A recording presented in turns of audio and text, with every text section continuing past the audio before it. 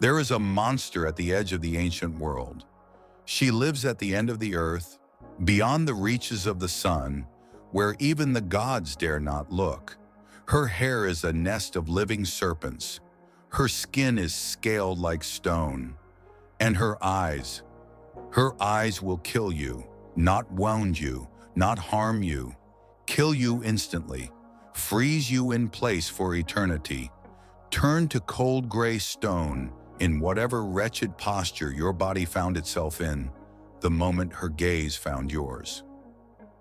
For thousands of years, she has been painted as the villain of this story, a monster born from chaos, a creature of pure evil, a thing to be slain. But that is a lie.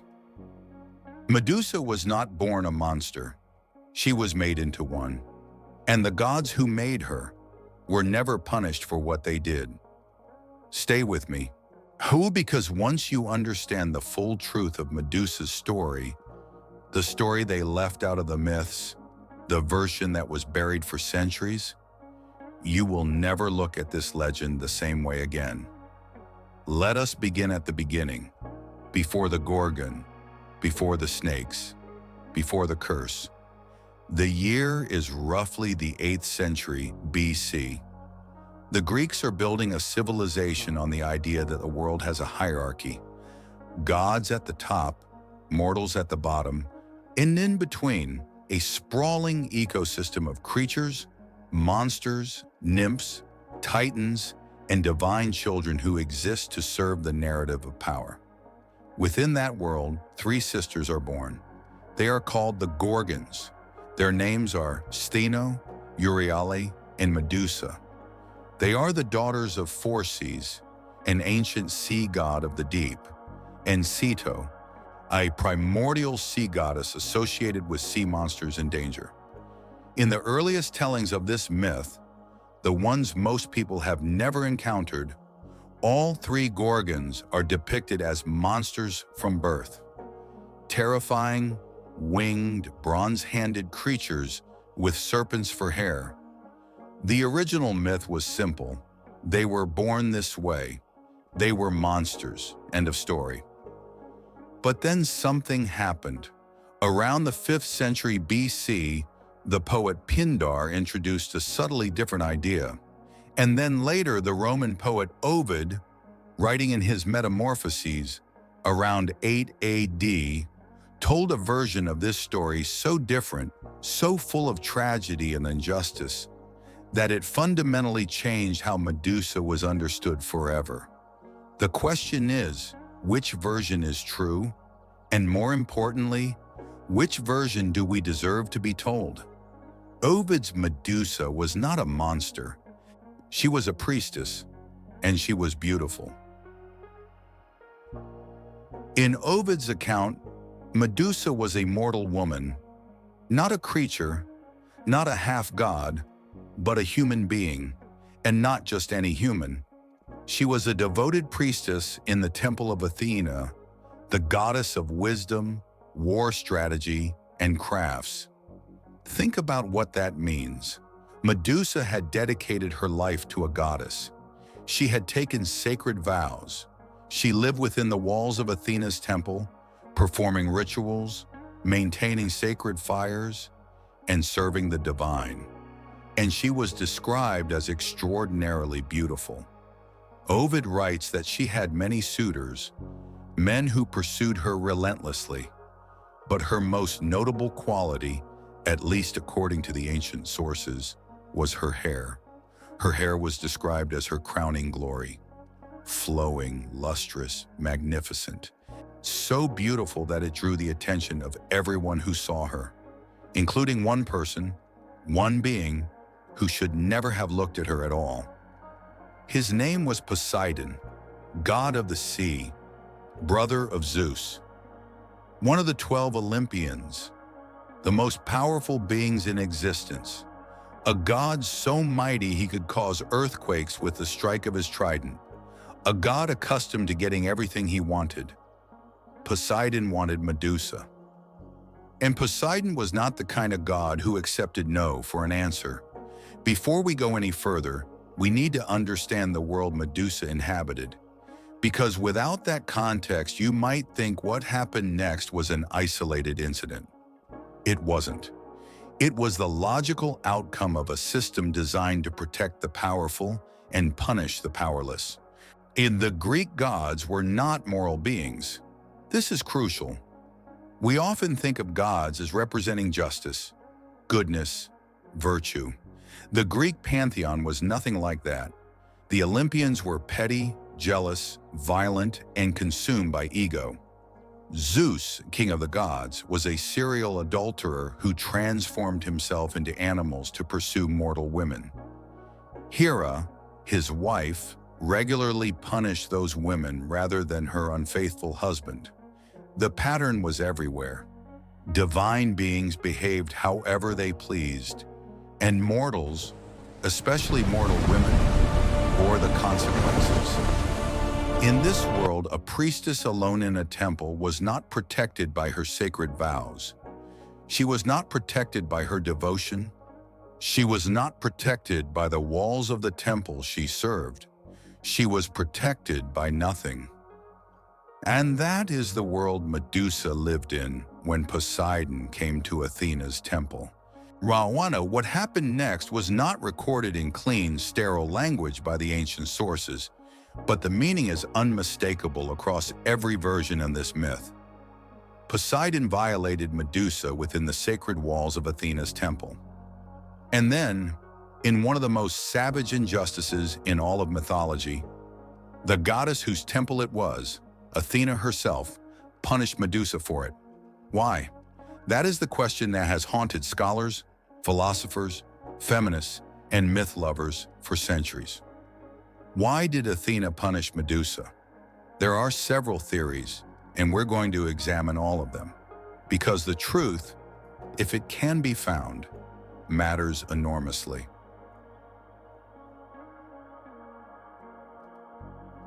The most traditional interpretation says Athena was furious that her sacred temple had been desecrated, that Medusa, by being present during an act of violence on sacred ground, had violated the sanctity of that space. This interpretation treats Medusa as complicit, as guilty, as deserving of punishment. Take a moment to let the injustice of that settle in. A second theory suggests Athena was jealous of Medusa's beauty. Ancient sources note that Medusa was considered so beautiful, she claimed to rival the goddess herself, or at least that was the accusation levied against her. In this reading, Medusa had either boasted of her beauty or been perceived as a threat to Athena's divine vanity. And the goddess, unable to punish Poseidon, who had equal or greater standing among the Olympians, directed her rage downward at the mortal woman who could not fight back. The third and perhaps most psychologically interesting theory, Athena could not touch Poseidon. Poseidon was her uncle. He was an Olympian. Going to war with Poseidon would have been cosmic, politically catastrophic, a conflict that shook the foundations of the divine order. And so Athena, powerful but constrained by the power dynamics of her world, did what the powerful often do. She punished the easier target. The woman who survived the attack became the one who was condemned for it. This is not an accident of myth. This is not a story mistake. This is one of the oldest patterns in human history, encoded into the stories we told ourselves about gods and justice and power. And Athena's punishment was not a slap on the wrist. Athena reached down from Olympus and transformed Medusa utterly. The beautiful flowing hair, it had been her crowning glory, that Poseidon himself had been drawn to, became a writhing mass of venomous serpents, living snakes hissing and coiling, permanently erupting from her scalp.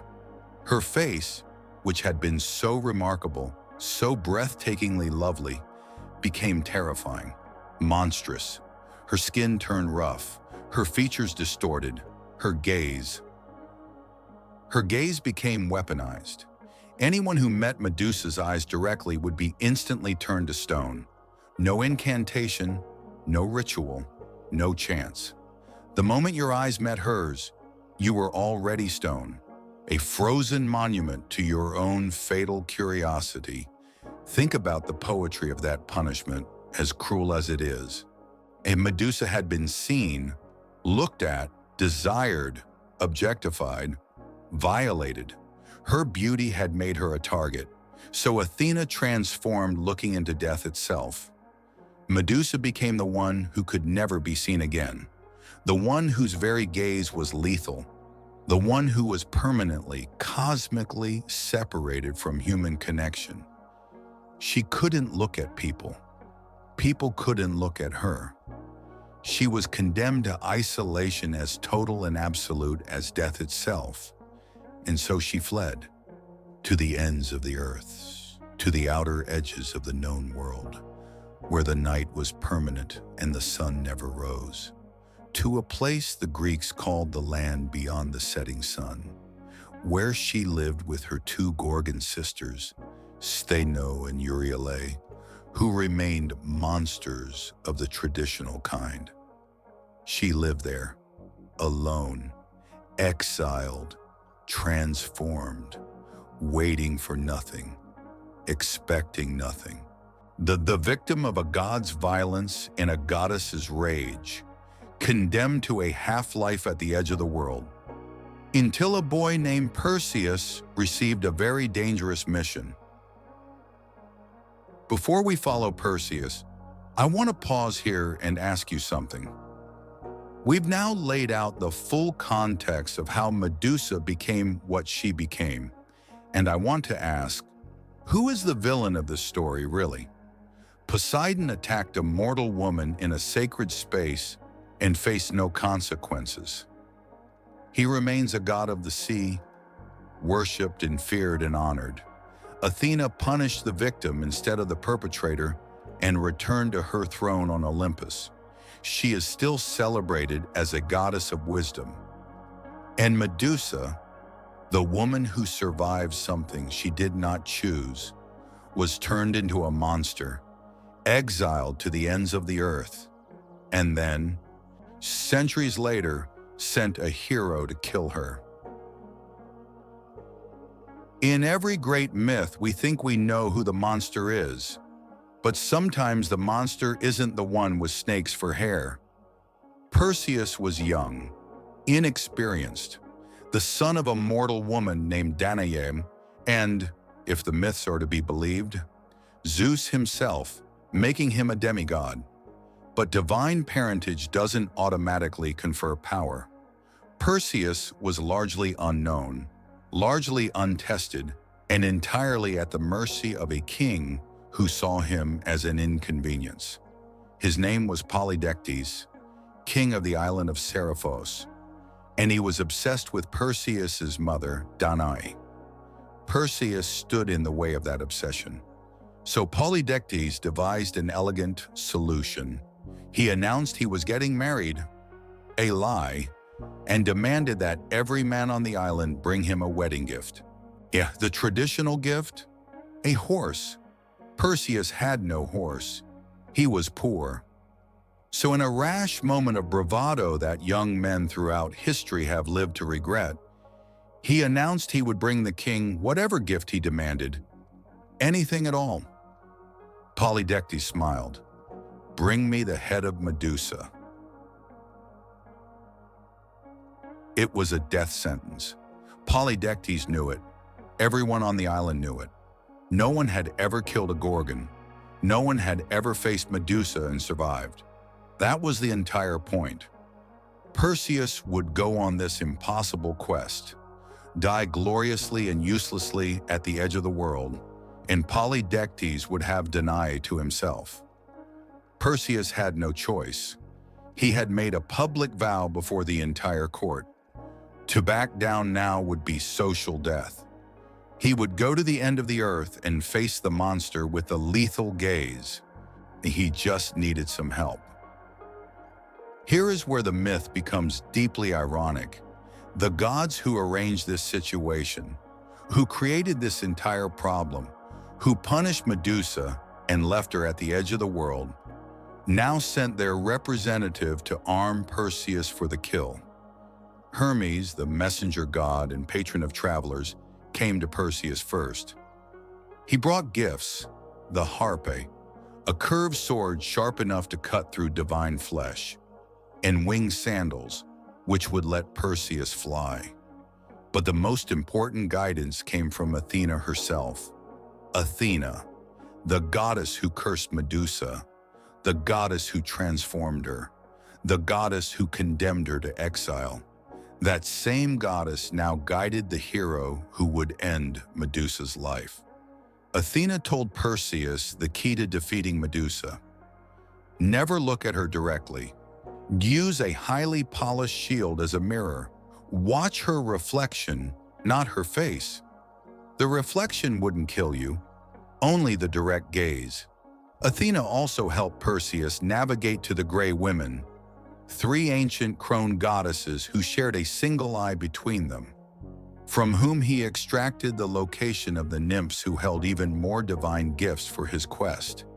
A cabesus, or magical satchel, in which to carry Medusa's severed head safely, and the helm of Hades, the cap of invisibility, to escape from Medusa's sisters after the deed was done. Perseus was equipped not by his own skill, but by divine intervention. A team of gods, the same gods who had created this tragedy, now weaponized it. He flew to the edge of the world. Perseus found her. Some accounts say she was sleeping, and others say she was awake but did not see him coming. He moved too carefully, too slowly, always watching her in the mirror surface of his shield, never meeting her eyes.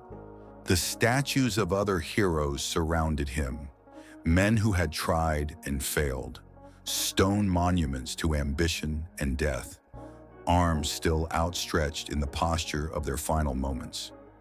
Perseus held the shield up, watched the reflection, and with the harp, the sword gifted by Hermes, he struck.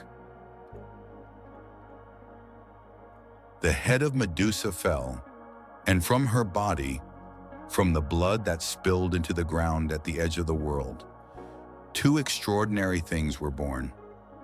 Chrysaor, a golden giant warrior, springing fully formed from the blood, and Pegasus, the winged horse, with the immortal flying creature that would become one of the most beloved symbols in all of mythology, the product of Poseidon's violence, made miraculous in death.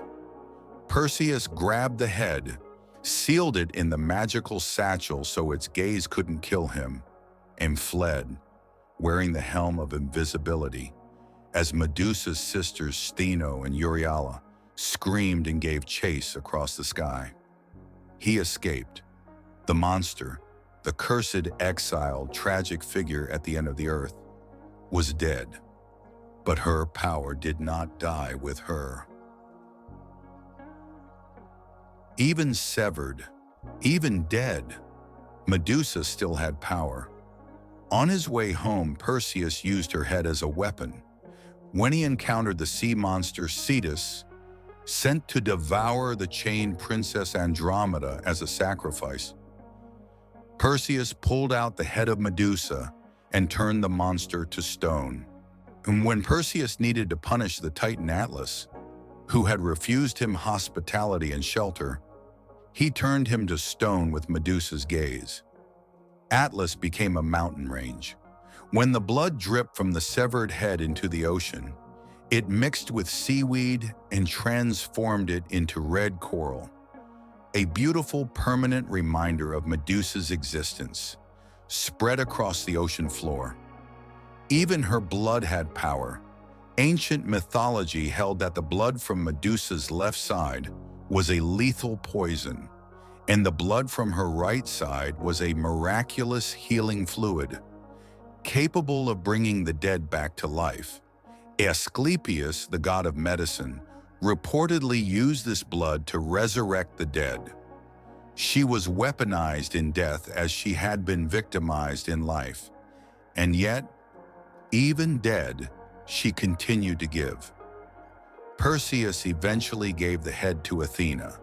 So Athena placed it on her aegis, her divine shield or breastplate, the face of the woman she had cursed, the woman she had condemned, the woman she had transformed and exiled and ultimately arranged to be killed, became the most powerful weapon on Athena's armor. Medusa's face, eternally frozen in death, became the thing that struck fear into all who faced Athena in battle. Even in destruction, she served someone else's power. For centuries, the story of Medusa was told one way. Monster meets hero, hero kills monster, good triumphs over evil. But the longer you sit with the actual myth, with Ovid's version, with the archaeological evidence, with what scholars have uncovered, the more complicated and devastating the story becomes. The ancient Greeks placed Medusa's face on temples, not because she was evil, but because she was protective. The Gorgonion, the image of Medusa's face, was one of the most common protective symbols in the ancient world. It appeared on temples, shields, coins, amulets, door knockers, and city gates. You put a Medusa face on your wall to ward off evil. The monster they killed was the same symbol they used to protect themselves. In the Renaissance, artists like Caravaggio and Leonardo da Vinci painted Medusa not as a symbol of evil, but as a subject of profound tragedy and power. Caravaggio's Medusa, painted around 1597, depicts the moment of her death. Eyes wide, mouth open in a scream, hair alive with snakes. It is not a painting of triumph. It is a painting of horror and pity. Then something remarkable began to happen in the modern era. Writers, scholars, feminists, and artists began to reclaim Medusa, to read her story not as a monster narrative, but as a survival narrative, to see in her the pattern of how power treats those who have been wronged by the powerful, to recognize in her myth the oldest, most persistent injustice, punishing the victim. The poet Hélène Cixous wrote an essay called The Laugh of the Medusa in 1975. She used Medusa as a symbol of women reclaiming their own voice, their own narrative, their own gaze, turning it back on those who had tried to render them powerless. Cixous wrote that Medusa was not terrifying at all. If you look at her directly, if you truly see her, she is laughing. What do we do with a story like this? We can continue to tell it the way it was told for centuries, as a simple adventure, hero, monster, victory, the end. Or we can tell it truthfully. We can acknowledge that Medusa was a woman who was wronged, who was punished for surviving, who was exiled for being a victim, who was killed for the convenience of men and gods who needed her dead, and who, even in death, was put to use in service of the system that destroyed her. Her story is not unique in mythology. It echoes in the stories of Arachne, condemned by Athena for her skill, of Callisto, assaulted by Zeus and punished by Hera, of Io, of Semele, of Persephone. Women in Greek mythology who were most often the object of what happened, rarely the subject, but Medusa endures. Her face is on luxury fashion brands, on tattoos, and on protest signs, on museum walls and city gates, and the cover of books about power. She has become the symbol of the woman who was called a monster for surviving. The face that was supposed to scare you, that was supposed to mean danger, keep away, here be evil, has been reclaimed as something far more defiant. She never wanted to be a monster. She simply refused, even in death, to be invisible. The story of Medusa has survived for nearly 3,000 years. It has been retold by Homer and Hesiod, by Pindar and Ovid, by Dante and Shakespeare, by feminists and filmmakers, and novelists and artists.